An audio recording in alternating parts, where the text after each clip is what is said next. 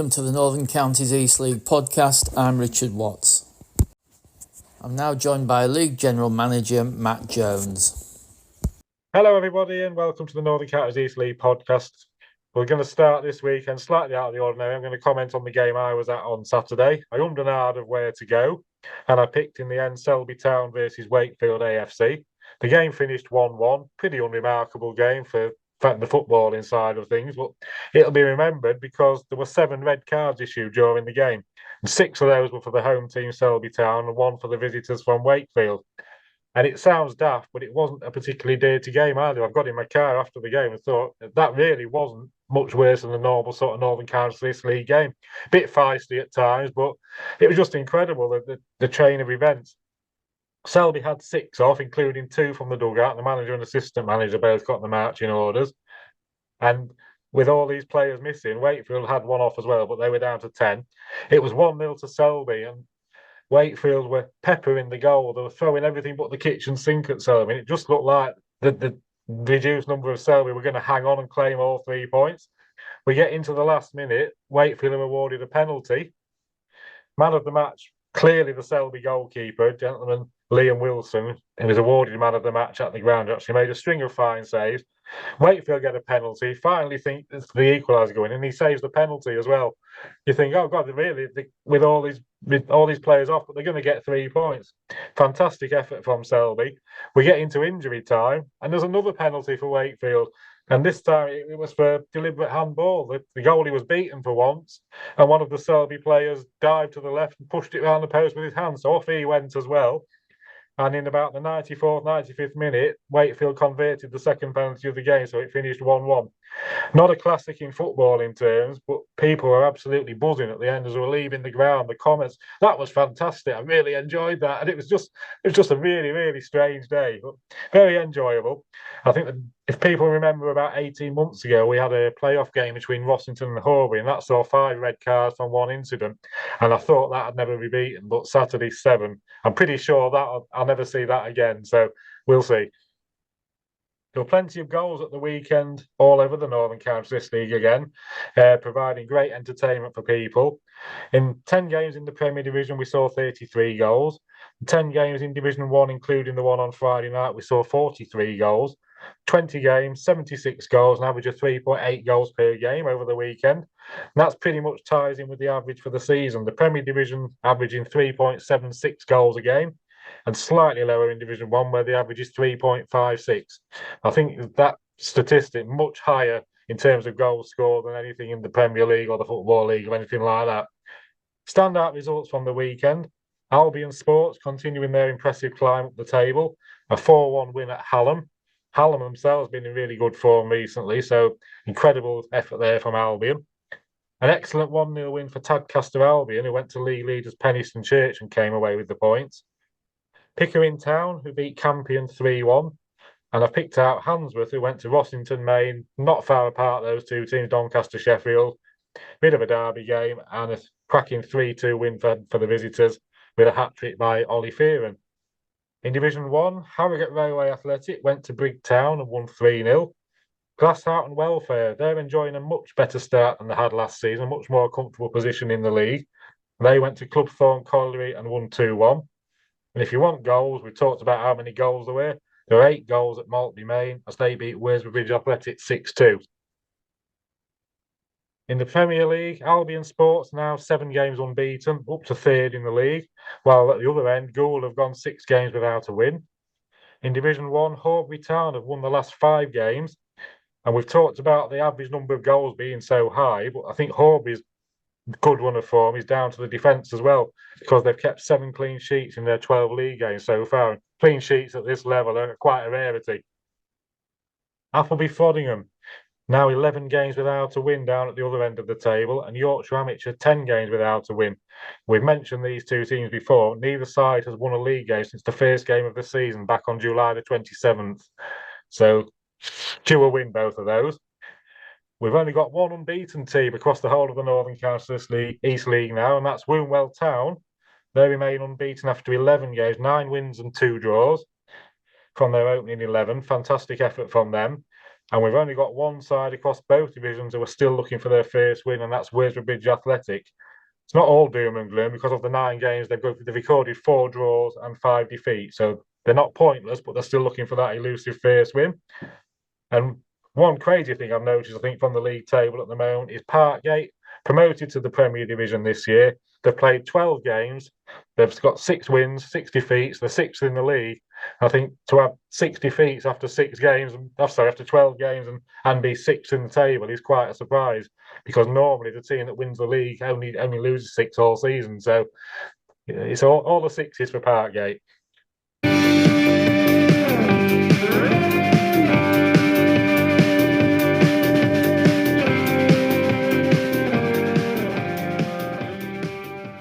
Welcome to Seasons Past with Libby Edwards. In this episode, I'm looking back to the 2003-2004 season. The Premier Division contained the 18 teams from the previous season, plus promoted Mickle over Sports and Eastwood Town, who were relegated from the Northern Premier League. The league was won by Ossett Albion, who won 22 and drew 10 of their 38 games, finishing with 76 points. They also won 5-0 at home to Hallam and 6-0 at Mickle over Sports. Eastwood Town finished second. They won 23 and drew 7, finishing, like Ossett, on 76 points. Their goal difference was the same as Ossett, who took the title on goals scored. In third place were Brigg Town, who finished on 71 points. Broadsworth Miners Welfare finished bottom. Second bottom were Borough Wash Victoria, and third bottom Arnold Town. Newcomers to Division 1 were Carlton Town, South Normanton Athletic, and Sutton Town, who were promoted from the Central Midlands. The league was won by Shirebrook Town. They finished on 71 points, with 22 wins and 5 draws. Runners-up were Long Eaton United. They won 22 and drew 2, finishing on 68 points. In third place were Maltby Main, who finished on 67 points. In the 18-team First Division, Tadcaster Albion finished bottom. Biggest home win of the season was Buxton's 6-1 win against Eccleshill United. Biggest away was Ossett's 6-0 win at Mickle over. The League Cup was won by Hallam. In the final played at Buxton, they beat Mickle over Sports 1-0. Beaten semi-finalists were Glasshouse Town Welfare and Brigg Town. The President's Cup was won by Eastwood Town, who defeated Thackley 5-0 on aggregate. In the FA Cup, Buxton and Ossett Albion made the 4th qualifying round.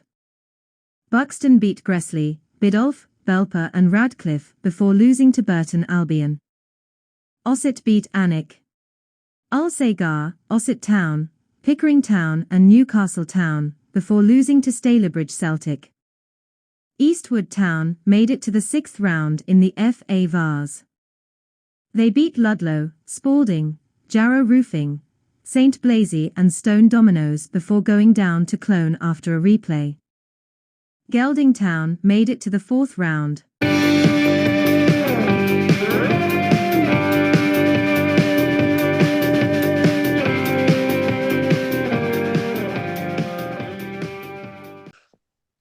Welcome to NCEL Talk. We haven't got Aaron this week. He can't be there, so I'll keep his seat warm this week. And we'll get underway looking at last Saturday. I think there's only one place we can start. We'll have to go to Division 1 and Selby 1, Wakefield 1. So I'll hand over to Si for the rest of the programme, I think. Well, it's a 1-1 scoreline. You'd think it was a very uninteresting match, wouldn't you? But yeah, the referee definitely took centre stage on this one. I saw Matt Jones's comment online that in these years of doing the NCL, he's never seen a game where we've had 7 red cards in one game. Obviously, as I'll come to, not all of those were for players. But yeah, there was a litany of red cards in that one. First of all, we were actually the first team to get the red card. Our left back was fouled, but then aimed, I think it was a knee towards the player while he was down, the player that that had fouled him and reliably informed there was no contact made. But you're still giving a referee a decision to make, and even if it's intent, it's a red card, isn't it? It doesn't matter whether contact's made or not. Yeah. So we were the first ones to get a red card. Then before the end of the half, they equaled the red card score by fouling one of our players who was through on goal. I've seen that Selby have argued that they didn't think he was the last man, but it looked like it from my angle. But I'm always going to be a little bit biased towards my team, as I'm sure anyone is. So then that was 10-all for players. In the second half, a player was dismissed for a second yellow card. I think it was for dissent, but it was already on a yellow, so then he got one. Then we got into the 90 minutes. We were 1-0 down by this stage, and it looked like it wasn't going to be our day at all. And into the 90 minutes, the only real questionable decision for me, for the referee, was this one. He awarded us a penalty. Our player were on the right-hand side of the box, sort of shaped on his left foot to cross it in, and it struck a player's arm from Selby who was on the cusp of the box, maybe in, maybe out, but right on the line. And his arm was still quite low. It wasn't really extended, so I was quite surprised that was given. And then we missed that penalty. So we got a penalty and missed it. Only for then to go for a corner. When the corner came back in, that was cleared out, and we had a shot which was going in, but one of their players handled on the line. So that was another red card and another penalty. Different player steps up and tucks it away for us. And we get the 1-1 draw and thinking that's going to be the end of the drama, but the referee wasn't finished yet. And this is probably where Selby would feel they were aggrieved by this, and I think anyone whose team it would think that. And from our point, you're quite sort of thinking it wasn't right. They started kicking balls onto the field to get the referee to stop play while we had the ball. And the first time they did that, he sent off the manager. Then I think it was the assistant manager argued that it wasn't him that did it, and he got sent off. And then he sent off another player, because it was a red T-shirt with a yellow bib on, so I think it was a player that had either come off already or was one of the substitutes, to make it up to 7 red cards. And even after that, when we got an attack down the other end of the field, they still kicked a ball onto the field all the way from the dugout into the penalty area, and he didn't even stop the player with that one. I think the ref had just given up on trying to control it after that point. Yeah, I dare say the referee probably had some strong words from the Selby side after that game. But looking at them individually, there weren't that many wrong decisions. Over the course of the game, he probably had a fair game. But then again, if you're the aggrieved side, you're never going to feel that, are you? So it was a very, very entertaining game, really, but for a 1-1 draw anyway. I bet you couldn't believe it when you got a penalty and it was saved. No, because you kind of think you've got back into it at that point. But then immediately getting another one as well. Yeah, because it was literally a minute later, because it was the corner from the first penalty, right, that had been cleared, and then the shot was saved on the line, but not by a goalkeeper. So yeah, I don't know if anybody else has got experience of big high number sendings off. I had a quick look at a bit of Google. Apparently, there's a game. The world record is apparently in Argentina, where there was 36 dismissed in a game. Everyone from both teams plus officials all got red cards. And I found a couple of Football League games in 1997 when 5 went, but I've not heard of anything bigger. I don't know. I certainly don't know of anything. Most I've had were 4 in playoff final with Rosso and Aubrey a couple of seasons ago, but nothing like 7. Yeah, I mean, 2 of them are obviously two of them were management or coaching team. I mean, and some of those, the identity of some of those, I will just say as well, that was second-hand information to me. I didn't actually see it was the manager and the assistant that was passed on to me. So if I have anyone's identity that was sent off wrong, my apologies. But that was the information I sort of mixture of what I saw and what I was told on the day. But yeah, just absolute madness. I bet it was a headache for whoever wrote the match report, trying to keep up track with all that. Well, obviously, I do my podcast for our fan site as well, and that was probably one of the longest ones that I've done just on one game alone because there was just so much to cover for it. And it took me about. I mean, I give you a very abridged version there. It took me about 20 minutes to do that one. Well, there was 280 souls there, so they definitely got the money's worth that afternoon. Yeah, good big crowd as well. Good crowd. Yeah. I dare say by the end, not all of them will have gone home happy. No, definitely. Was it a good game before that, up to all the incidents? Had it been a decent game, or? I'd say it was a bit scrappy. Not as in like a fight. Not obviously with red cards it sounds scrappy, but scrappy in the sense that it was just a bit bitty. There wasn't really a lot of flow to either side's football, and the more obviously that cards came out, or once teams went down to 10 men and what have you, then I think Selby they were a goal up and sat back quite a bit to protect a lead. We were struggling to break them down. They'd try and catch us on the counter attack. The second half in particular was fairly poor, and it just seemed to be petering out to a 1-0 loss for us. And at 90 minutes, you don't think you're going to get all the drama after that. No, too right. I noticed that just jumping ahead to midweek, that Selby were leading 2-0 at Wombwell when it was abandoned on 78 minutes due to an injury. Yeah, we were discussing on aggregate what would happen with that. Does that get replayed then? Do you think if it's abandoned? I would imagine it would do because after 80 minutes, wasn't it? It was still 10 minutes to go, so I would imagine it will be replayed. Yeah, I wasn't sure if there was like a cut off or at what point they'd say, "Oh, well, it was you were leading 2-0, we'll call it that." If it was even in 90 minutes, would it still be, have to be replayed? Because if it's abandoned, it's got to be replayed, hasn't it? Yeah. I think maybe if they got as far as the 90th minute, it would stand. But I don't know, but I would have thought 78 would be too early for it to stand. But see what they do. But they're Wombwell unbeaten, so it would have been their first defeat. Yeah. And a good but I understand the Wombwell players had an operation or going into operation. I was reading on the Wombwell site, so I hope everything goes all right. Because dislocated his collarbone. I think that's what there was. That was the injury. Yeah, and they couldn't get an ambulance. I was looking at some of the sort of statements and sort of the feedback from it, and I think they were trying to get an ambulance out fairly quick and what have you, and that never materialized. I think he had to be driven to hospital in the end. Yeah, I think that's right. That's right, Si. Yeah, that's what I read on their Wombwell site. You had to be driven. That's where I got it from. I think. Yeah, but yeah, obviously wishing all the best to the player involved for a speedy recovery there as well. Because you don't expect that when you come out playing football on a Saturday afternoon, do you? Last thing you want.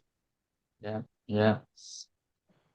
Just looking elsewhere in Division 1, Horbury keep going strong, 4-1 at Allersley Recreation. Good win is that as well, because Athersley have been going well. So yeah, that's a good win is that, and they obviously won in midweek as well, didn't they? Both teams did. Both Athersley and Horbury won in midweek. Yeah. So sat at the top of the table, and Durnan District doing pretty well close behind, aren't they? Yeah, looking good at the minute, Durnan District. Have you seen them much, Adam, this season?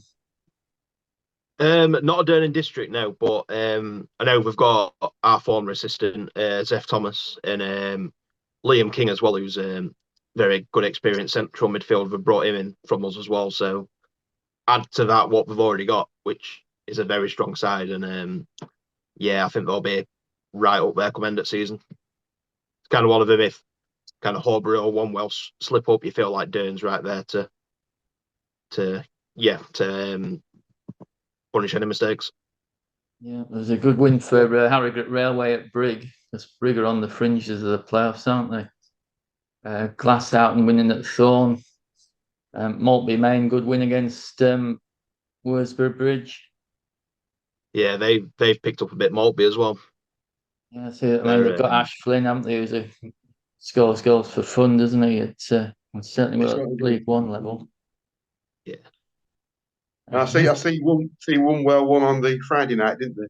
Away at Nostell 4-0. So that was a good win for Wombwell on the Friday night. Yeah. South Leeds 4-1 against Yorkshire Amateur. Yorkshire Amateur had looked if they were improving a bit, but got a good beating at South Leeds, and I think South Leeds then went and won midweek as well, didn't they?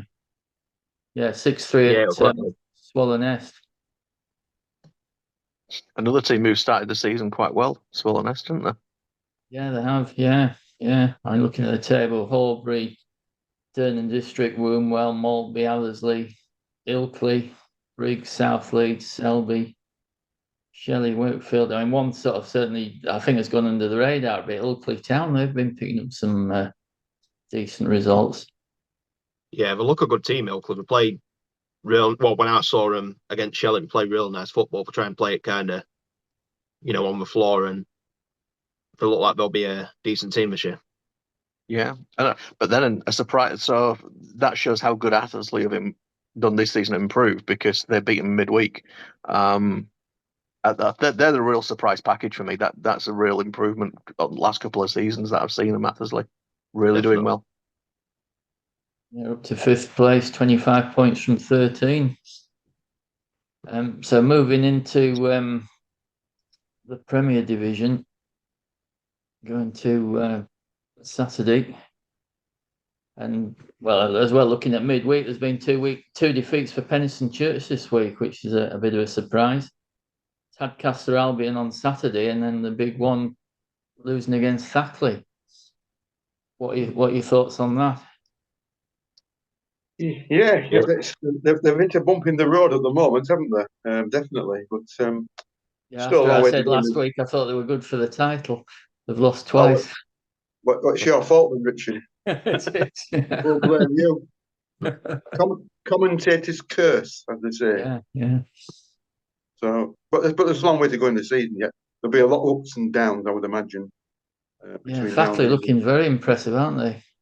I was going to say, if they win the games in hand, they can go top as well. So, yeah, it's not like I say, it's not a bad. Well, I'd say it's not a bad defeat. It's yeah, kind of one of them that you look back on it end of the season, it'll be like we're always going to be a tough game at Thackley, and then Tadcaster as well. They're kind of a bit hit and miss, so we kind of look like one of them teams when they're on it, they're really good, and when they're not performing as well. But yeah, they must have played well to beat Penistone.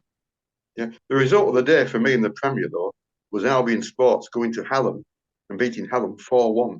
That's a great result. And then in midweek, Albion went to Parkgate and won 3-1. So that's 2 outstanding results, really. Yeah, Parkgate have been banging form the last couple of weeks as well, haven't they? Yeah, they have really Ross are Duggan. going well, Albion. I'm going to say they beat Thackley on Saturday as well, so shows how they're doing. Yeah, so Albion to go there to Parkgate on Tuesday night and beat them as well. Yeah, 2 great results on the road. On the road, it's it's good as that. How was your game on Saturday, Bob? Well, yeah, I thought you'd get to me. Well, actually, we had 4 new players on Saturday making their debuts. New keeper, 2 defence, and I know we lost 3-0, but 1-0, first goal, but it scored about 14, 15 minutes. It was what I'd call a bit of a melee in the box. I thought our keeper was sort of boxed in, and there was a melee, and the ball, and they put the ball in the net, 1-0, and then up to the 80th minute, I thought it was pretty even. That we made a couple of changes. Had to reorganise. Took a defender off, reorganised, and then they scored in the 81st. And then, because we were chasing the game, because obviously we wanted to get one more, being a point, but we were chasing the game, left ourselves open at the back, and got 2 more goals. So it was 3-0, but maybe 1 or 2-0, but 3, yeah. But we go on. We go on. We're trying to reel on Jamie, trying to bring some new players in, and hopefully we live in hope as we go along. And hope for better performances and results going forward. Barton are becoming a bit of a draw specialist in the league. 6 draws now this season so far. 1-1 against Winterton Rangers on Saturday. Winterton got in front, and then got behind the ball, very organised. Barton huffed and puffed, made a few opportunities. Didn't look as if the equaliser was going to come, and they got it in the dying second. They certainly deserved a point, but it's bad luck on Winterton, who have defended superbly. And then they followed it up by beating Beverley 1-0 on Wednesday night. So Winterton showing encouraging signs. Yeah. Well, you said last week on the podcast that Winterton, when they come to Barton, it'll be a tough game. You predicted that, didn't you, and Aaron? And you was right. I mean, Barton weren't good. It was a disappointing display, I would say, from Barton on Saturday. Good crowd, though. Good crowd. I say the crowd was 270. Good crowd. Yeah. No doubt. The North East Lincolnshire Classico. Yeah. But then Barton chalk and cheese much better on Tuesday night at Hallam. They go 1-0 down, get the equaliser just before half time, and then kicking downhill second half. The ball was rarely out of Hallam's half until the 90th minute when Hallam break. When you're thinking, well, I'll be disappointed with a point for Barton Little, and the Hallam breakaway score go 2-1 up, and you think, oh, they're going to get no points. But with the last kick of the match, similar to Saturday, they got the equaliser for a deserved 2-2 draw. What about Rosington, Adam? Yeah, Saturday we had a 2-3 defeat at home to Handsworth. To be fair, they're going pretty well at the minute. They look a good team this year. I mean, I wasn't there, but it looks like it was literally last kick of game in that match as well, which is a bit gutting. But yeah, it's been an interesting few weeks. Like I say, Greg Young coming in as interim boss after Ben Hunter left. It's had a mix of results, to be fair. It's had a fair few 4-1s going, some Rozzo's way, some against him. And yeah, it's interesting time at Rozzo at the minute. It's kind of feels like a bit of a transition time at the minute. I was going to say, has there been many changes to the playing personnel since the change of manager? Not really, to be honest with you. We have Liam King leave to Durham District, but apart from that, it's mainly the same squad who were playing. I mean, Greg obviously played the last few years. He's not played yet this season, so yeah, the squad in itself's not really changed that much. But to be fair, they started quite well. We had 2 4-1 wins. I think it was Pickering and Parkgate, and then a 4-1 loss to Hallam, I believe, and then this loss of the weekend. So yeah, it's I think it'll take a bit of time, but I think they'll get there eventually. I'm just looking elsewhere. Beverley Town lost at Winterton during the week, but they beat Knaresborough on Saturday, so they're starting to find the feet now in the Premier Division. Eccleshill, good win for them, beating Frickley. Because I think it's the best Frickley team there's been for a few seasons.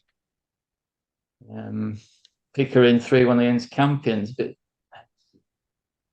Campion struggling this season. I know they played a lot of cup games. What's people's thoughts on Campion? Looks like Got a they've lot got of games now, don't they? Yeah. And they've done really well in those cup ties. Really well. But they've only played 7 in league, so they're sort of lagging behind on the matches compared to other teams, aren't they? So they have games in hand.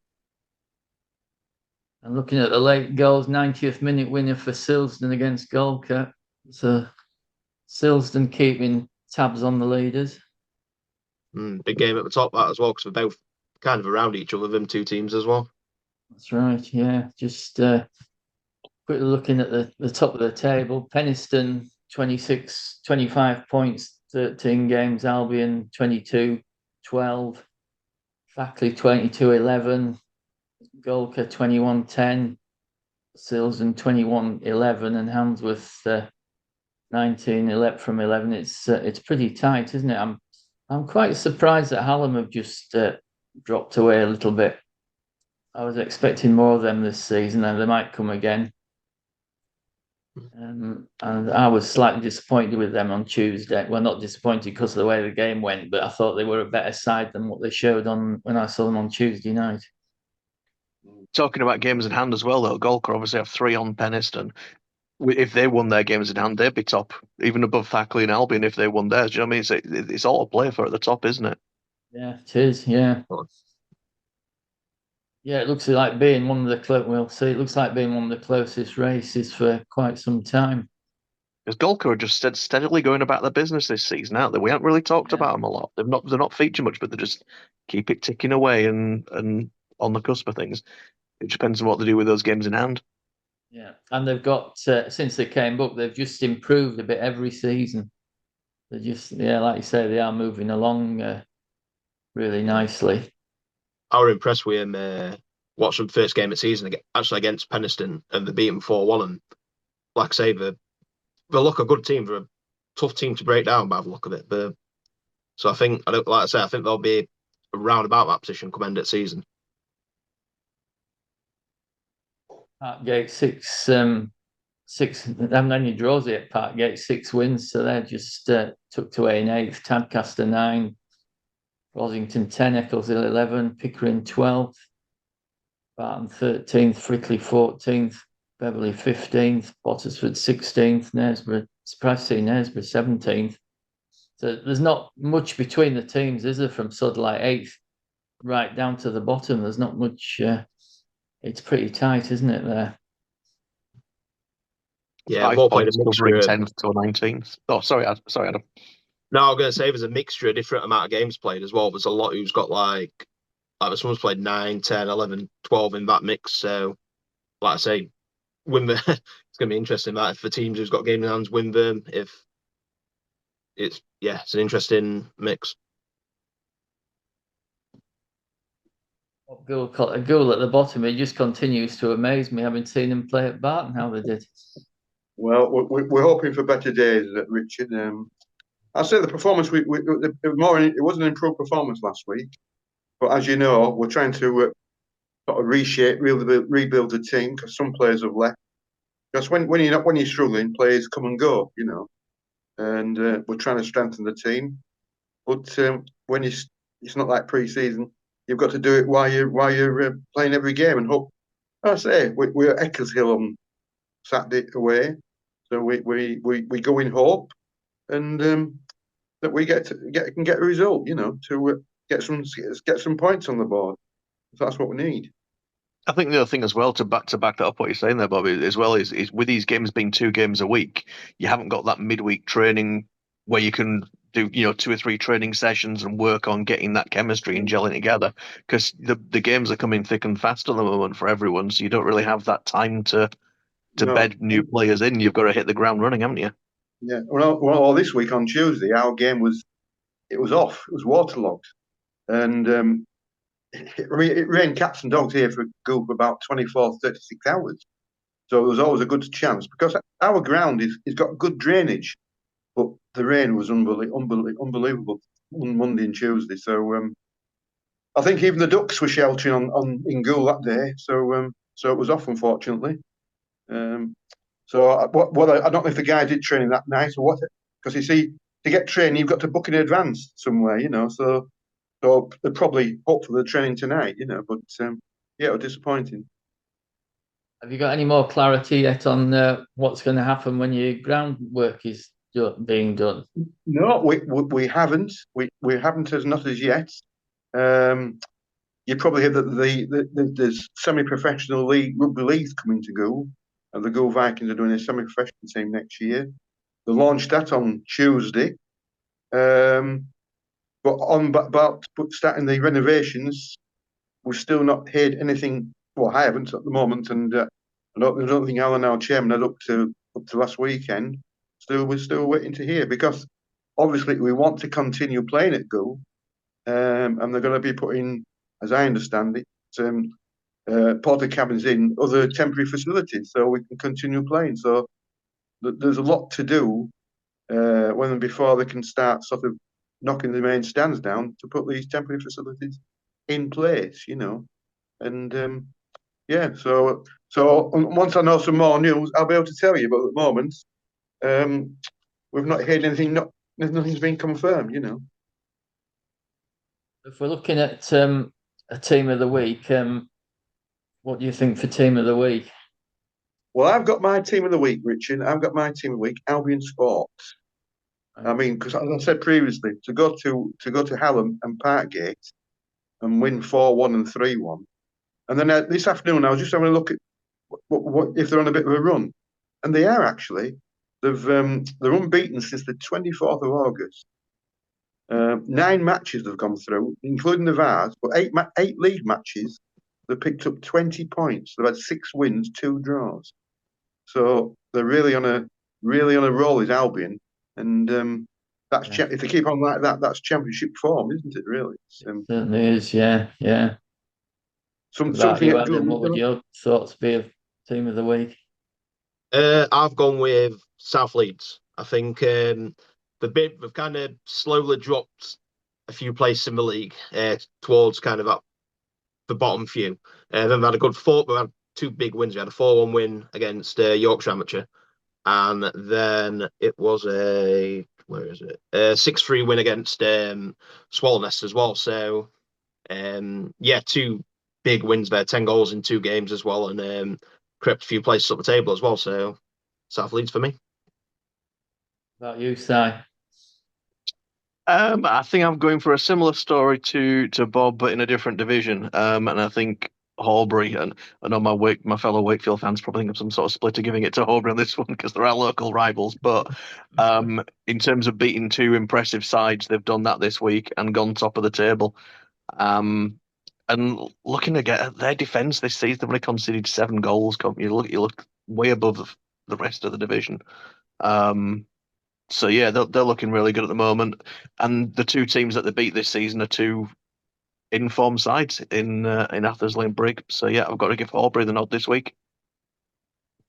I wrote 2 down earlier. One was Albion Sports and the other was Horbury. Well, there you go. So we'll give it to South Leeds then. yes. That's worrying, is that because we're playing them on Saturday, so I'm a bit worried now that Adam's given them a bit of a boost. So yeah, hopefully we can do more joint winners then this week. Give it joint to Horbury and Albion Sports. Yeah, and the referee at the Selby game for individual performance for entertainment factor alone. Yeah, I see. On Albion Sports, it's coming out on Friday night though. They're at home to Penistone, so that is a top of the table clash, that isn't it? That's tasty. First versus second, I think. Yeah, that'd be a cracking game. That it is indeed. Yeah. So that should be on a Friday night. See, that should be a good game. Yeah. Who have you got on Saturday, Bob? We're to Eccles Hill. Yes, you said, yeah.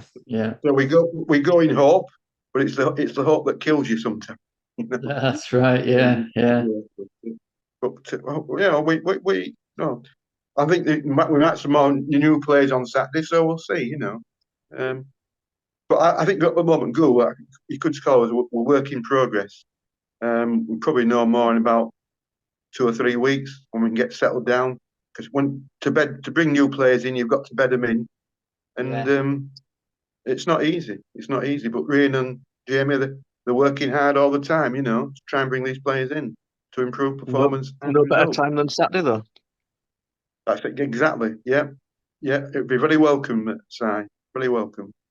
Are you going to that one then? Because it's a trip over the 62 to so it's like is it north of Bradford, Eccles Hill? I think. Yeah.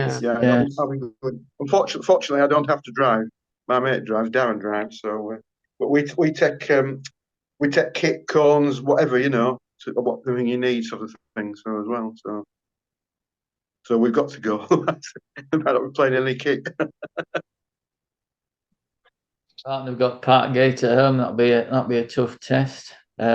Beverley against Hallam will probably be quite a good game, I would think. There's another North East Lincolnshire derby. Bottisford against Winterton. That'll be a good one. Yeah. With Rosington got Adam. We've got Tadcaster at home.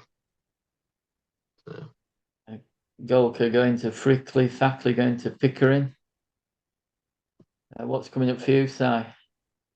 We've got South Leeds, so it's my first visit there, so I'm looking forward to that one.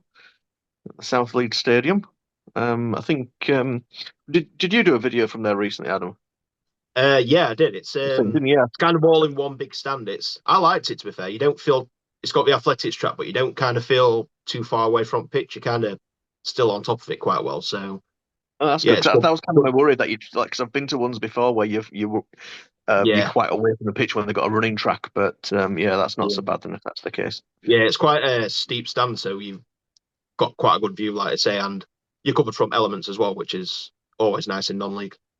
So. One of our fans who's been there before said it was quite cold though, even in summer, so could be a day to wrap up for it on Saturday.